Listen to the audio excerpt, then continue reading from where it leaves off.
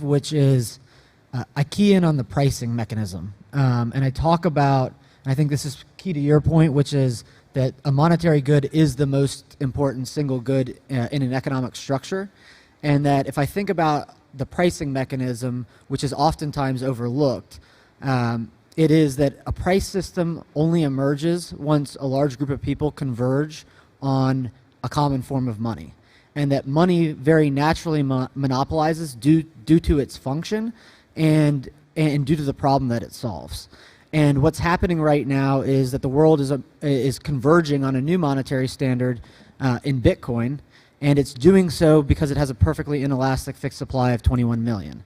And so when I think about that question, I think about it anchored to that point, and that what that ultimately means is that Bitcoin's price mechanism will be more perfect than any price mechanism that's ever existed.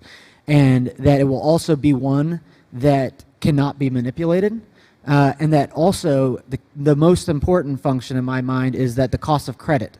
The cost of money and the cost of credit cannot be manipulated. So then if I come to your question of what do I expect that future world to look like, you know, it's hard to visualize the specificity, but I'd say the most obvious thing that will happen is that the credit system will be a fraction of what it is today, a very, very small fraction.